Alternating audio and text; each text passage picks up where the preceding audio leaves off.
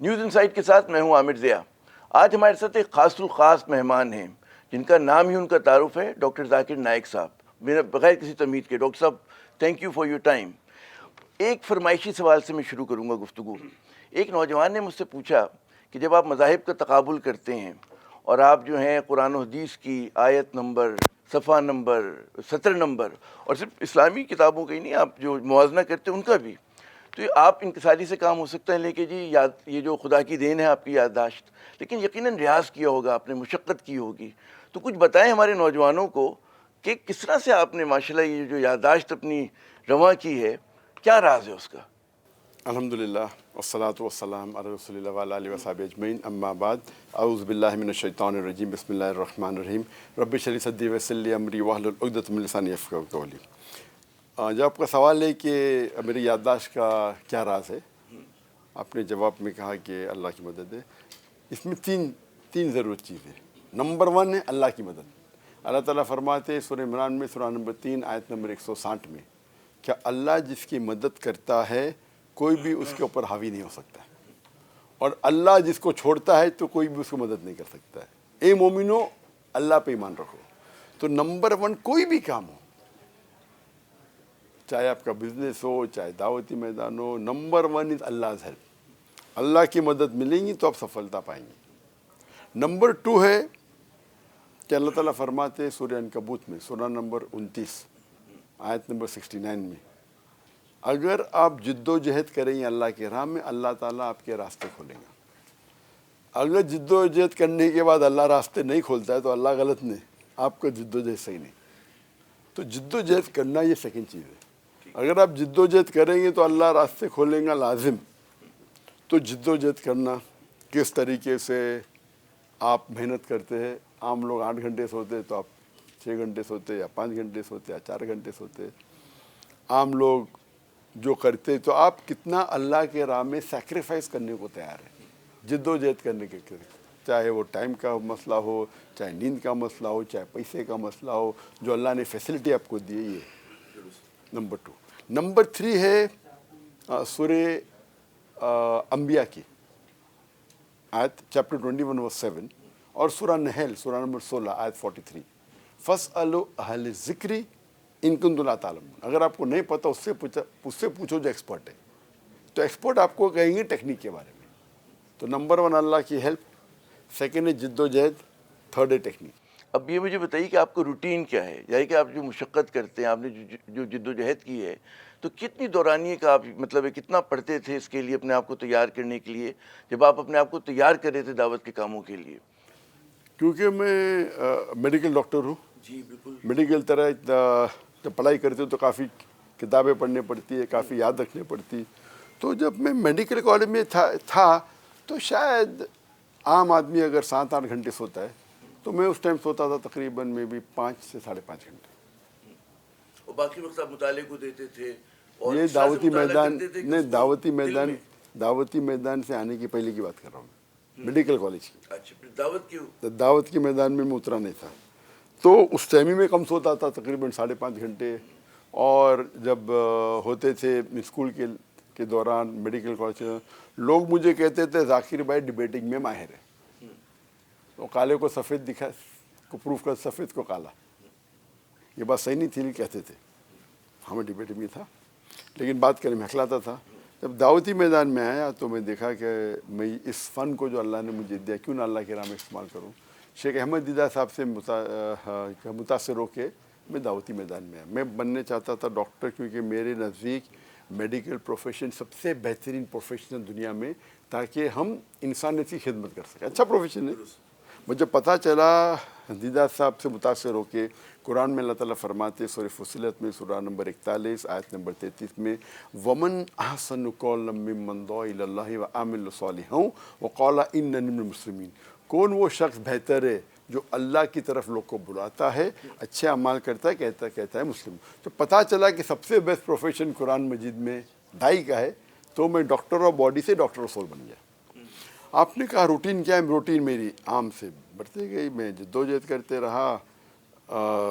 میں اپنے خواب میں سوچ سکتا تھا کہ میں دنیا کا بیسٹ ڈاکٹر بنوں، خواب میں کبھی یہ نہیں سوچ سکتا تھا کہ 25 لوگ کے سامنے تقریر کروں۔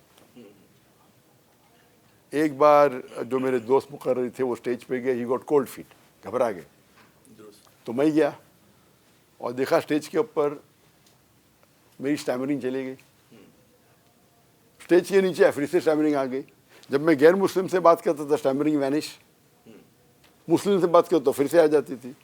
تو میں سوچنے لگا رے نان مسلم سے بات کروں تو وینش, اسٹیج پہ تو اور ہکلانا چاہیے, ہکلانا گیا. اللہ کی مدد, اس وقت ایسا ہوا کہ الحمدللہ اسٹیمرنگ تھوڑی کم ہوتے گئے, مسلمان سے بات کرتے ہوئے کم ہوتے گئے. اور اللہ کے راہ میں جب میں میڈیکل پروفیشن میں نے پاس کیا میری میڈیکل اسٹڈیز, تو میں نے والدین سے کہا کہ میں ہفتے میں 2 گھنٹہ دعوت کام کروں گا. والدین نے بولا نو پرابلم. پھر کچھ ہفتے بعد, کچھ مہینے بعد میں نے کہا میں ہر روز 2 گھنٹہ کرنا چاہتا ہوں. والد بھی ڈاکٹر تھے, بھائی بھی ڈاکٹر تھا, والدہ نو پرابلم. پھر میں نے کہا 50%, آدھا ٹائم میڈیکل آتا ہے, نو پرابلم.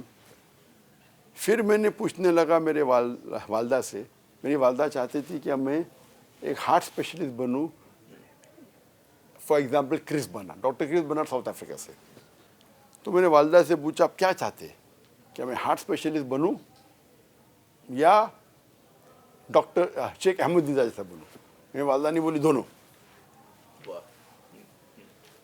پھر اور میں دعوتی کام میں گیا, میرے والدین کا سپورٹ تھا, فیملی کا سپورٹ تھا. پھر میں نے کہا میں صرف 2 گھنٹہ میڈیکل پریکٹس کرنا چاہتا ہوں, بولے نو پرابلم. پھر بولے 0 کرنا چاہتا ہوں, بولتے نو پرابلم. پھر جب کچھ سال بعد جب میں دائی بن گیا, فل ٹائم لیکچر دینے لگا, پھر والدہ سے پوچھا آپ کیا چاہتے ہیں, کیا میں میڈیکل ڈاکٹر بنوں like heart specialist like doctor Chris Barnard اور شیخ احمد دیدات. تو انہوں نے کہا 1000 ڈاکٹر کرس برنارڈ قربان ایک شیخ احمد دیدات. اچھا, آپ نے بہت سارے انٹرویوز میں دیدار صاحب کا تذکرہ کیا کہ انسپریشن آپ کے لیے تھے نا, لیکن ہر چیز میں ایک ٹپنگ پوائنٹ آتا ہے کہ فرام ویئر جس آپ متاثر ہو جاتے ہیں کہ اب یہ ڈیسائسو مومنٹ ہے. وہ کیا مومنٹ تھا آپ کے لیے کہ جب آپ نے کہا کہ نہیں اتنا بڑا transition from medical doctor to یہ دعوت دینے کا کام؟ میں جب دیدار صاحب سے پہلے بار ملا, حقیقت ہے میں صرف 1 یا 2 کیسٹ دیکھا تھا, زیادہ دیکھا تھا بس. تو میرے والد کا ہمیشہ شوق تھا کہ علماء کے ساتھ ملو, دیگر علماء سے ملو, بات کرو. تو اس وقت میرے والد کے دوست کے گھر پہ شیخ دیدار صاحب رکے تھے چند 1 دن کے لیے. پتہ چلا بولے چلو ملنے. سچ بولوں تو ملنے کا شوق نہیں تھا, والد نے بولا اس لگے. تو میں اور میرے بھائی کے والد کے ساتھ وہاں شیخ دیدار کو دیکھے, پہلی بار دیکھی, 1 آدھ کیسٹ دیکھا تھا, ٹھیک ہے, دیکھا ان کو.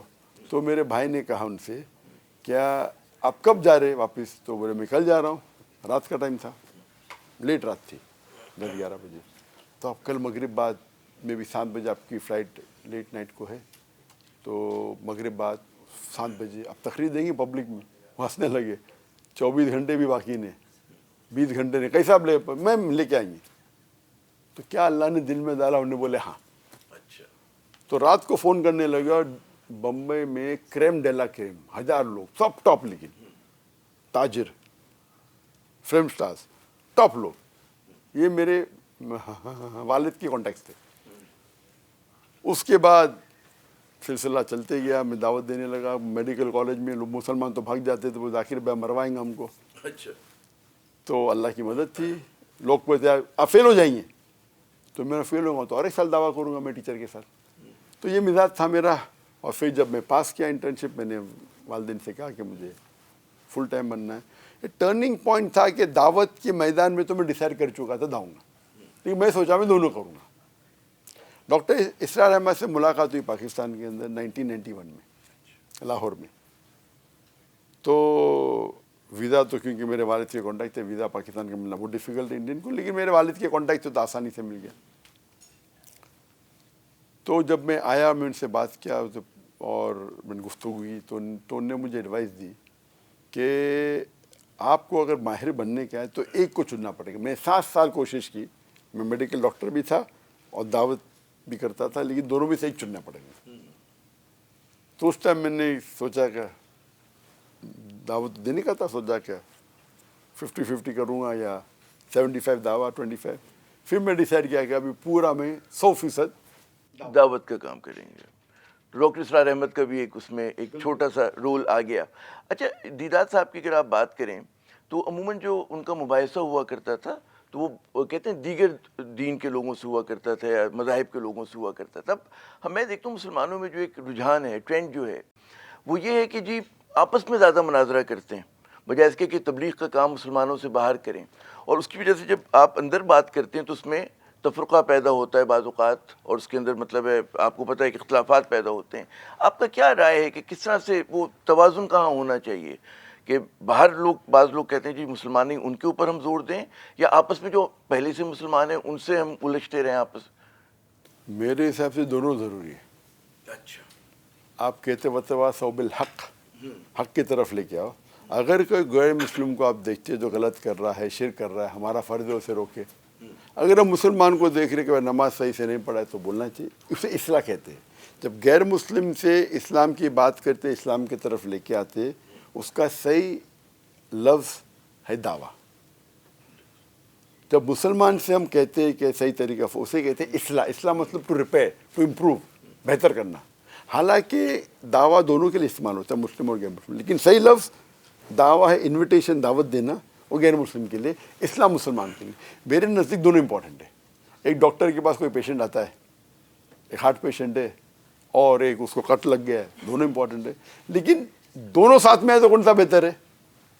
Heart patient.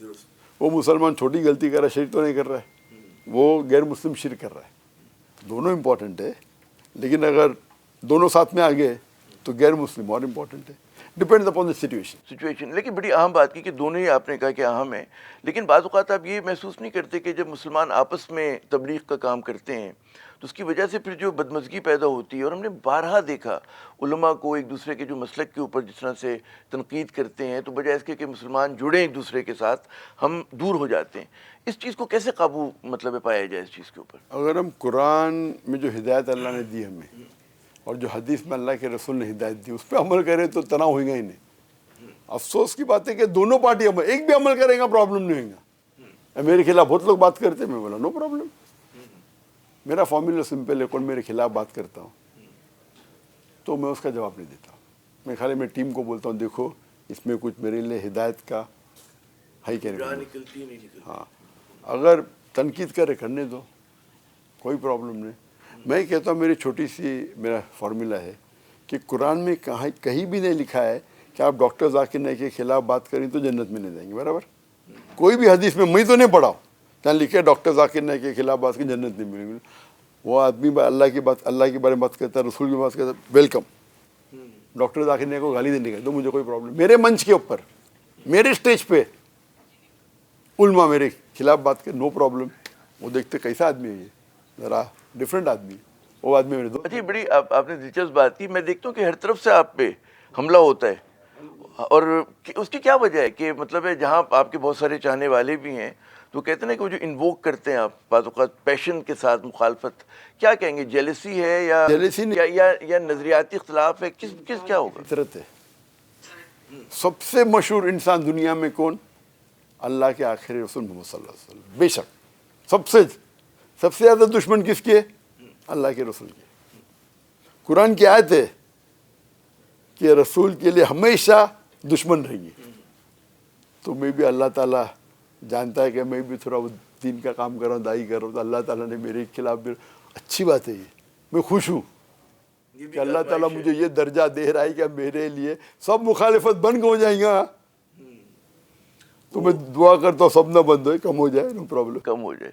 وہ ماؤ زیدونگ کی ہم تحریریں پڑھتے تھے تو اس میں ہے نا کہ بھئی مخالف کی طرف سے تنقید ہونا بری بات نہیں, اچھی بات ہوتی ہے کہ آپ کا وزن ہے. اچھا یہ بتائیے کہ 2016 سے آپ بھارت سے باہر ہیں, اور میں آپ کا ایک اور انٹرویو دیکھ رہا تھا, اس میں آپ نے لفظ استعمال کیا کہ ہجرت کی آپ نے. اچھا ایک زمانہ تھا کہ بھارت کے بارے میں جو تصور لوگ کیا کرتے تھے کہ جی سیکولر ملک ہے اور وہاں پہ مطلب تمام مائنورٹیز کو بشمول اقلیتوں کو جو ہے کھل کے رہنے کی آزادی ہے. اب کیا ٹرانزیشن آ گیا کہ اقلیتوں پہ زمین تنگ ہو گئی. آپ جیسا جو مدبر ایک قابل شخصیت جس کو تمام لوگ اتنا بقول ہندو بھی آپ کے پیروکار ہیں, تعریف کرتے ہیں, کیا وجہ ہوئی کہ آپ کو اپنا وطن جو ہے وہ چھوڑنا پڑا؟ اور وہاں پہ اب بھی جو میں مسلمانوں کو دیکھتا ہوں کہ وہ جب تک اپنی کہتے ہیں نا کہ ڈائلیوٹ نہیں کرتے اپنی پرسنالٹی کو, اپنی دین کو, اس وقت تک وہ وہاں پر اپنا مقام نہیں بنا سکتے. کیوں اتنی بڑی تبدیلی آ گئی بھارت میں؟ آپ دیکھیں گے ہندوستان کی ہسٹری ہے, کہ ہندو اور مسلم ہمیشہ ساتھ میں رہے. یہ تاریخ ہے. آپ دیکھیں گے 100 سال 200 سال 500 سال پہلے مسلمان جو ہوتا تھا راجا, دلی سلطنت اس کے اکثر ہندو ہوتے تھے منسٹر, سپاہ سالار ہندو ہوتا تھا. ہندو راجا ہے, اس کا سپاہ سالار مسلمان. کبھی یہ نہیں ہوتا تھا ارے میں ہندو ہوں, میرا سپاہ سالار مسلمان ہے تو مجھے خوف ہوگا, یا مسلمان ہے, کیونکہ اس ٹائم دین کا بھید بھاؤ تھا نہیں. تو مسلم کر رہا ہے, ہندو کر رہا ہے.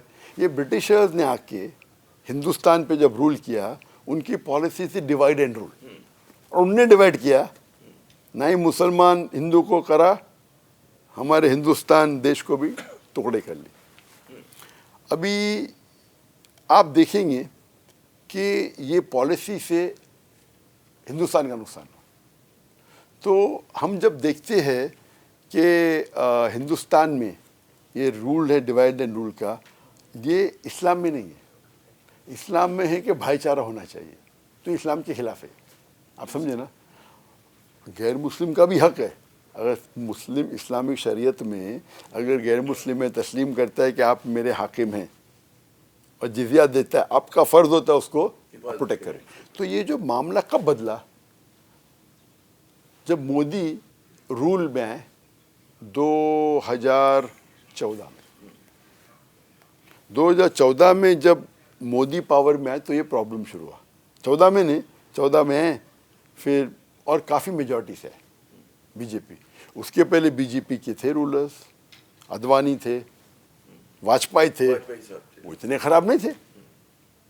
آپ سمجھے نا, مسلمان کو تکلیف نہیں ہوتی تھی. ادھر بہت تھوڑا بہت ٹھیک ہے, وہ ہر رول میں ہوتی. لیکن ان کی پالیسی تھی ڈیوائڈ, جتنا نفرت پیدا کرو اتنا ووٹ بینک میں جیتیں گے. گجرات میں ہزاروں مسلمان کو قتل کیا, اسٹیٹ اسپانسرڈ, اس پہ کیس ہوئے لیکن وہ کنٹرول کرنے لگا سب کچھ, اور اس سے اس کی پاپولیرٹی بڑھی.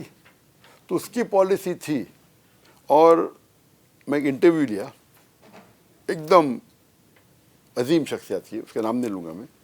تو انٹرویو کے پہلے, اور اس کا مین تھا کہ پرائم منسٹر, پریسیڈنٹ, سیلیبریٹیز کے انٹرویو. تو میرا انٹرویو لینے آیا, تو اس نے کہا جب میں لاسٹ ٹائم واجپئی اور مودی کے انٹرویو لے رہا تھا, یہ وہ پرائم منسٹر بننے کے پہلے جب گجرات کی رائٹس ہوئے, اس نے کہا کہ مودی مجھے کہہ رہا تھا کہ واجپئی نے کیا کیا, آپ نے ہزاروں مسلمان کو مارے, یہ تو میرا مقصد ہے کیا سطح میں آنا. ایک بار آ گیا, مجھے اگر 5 ٹائم چوراہے پہ نماز پڑھنے لگے سطح میں آنے کے لیے, پالیٹکس میں کروں گا.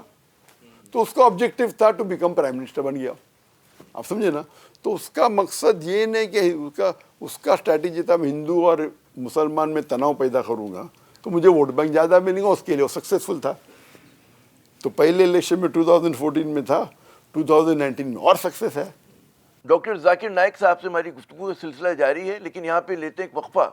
وقفے کے بعد جب دوبارہ ہم حاضر ہوں گے تو ڈاکٹر صاحب سے جو انہوں نے ابھی بات کی کہ جناب بڑھتی ہوئی ہندو انتہا پسندی پہ انہوں نے بات کی, اور اس بات پہ بات کی کہ جس طرح سے انگریز نے تقسیم کرو اور حکومت کرو کی پالیسی اپنائی, اس کی مزید کچھ وضاحت لیں گے. ہمارے ساتھ رہیے. نئی انفارمیشن, نئی نالج کریٹ کرنے میں ہم لوگ قاصر ہیں, اور اس کے مقابلے میں اسرائیل بہت چھوٹا سا ملک ہے لیکن وہ بہت ہر چیز میں آگے ہے, علم میں بہت آگے ہے. تو کیا وجہ ہے مسلمانوں کی اس پسماندگی کی, ہم سے کہاں غلطی ہو رہی ہے؟ انڈیا میں جو وقف بورڈ ہے کئی مسلم ممالک سے زیادہ محفوظ ہے. آپ سمجھے نا. تو اس کو وہ چینج کرنا چاہتا ہے, لیکن ابھی ان کی اتنی میجورٹی جتنی پہلے تھی. لیکن مشکل دن ہے ہمارے وہاں کے جو مسلمان ہیں بھارت. نہیں, میں کہتا ہوں اچھے دن آ رہے ہیں.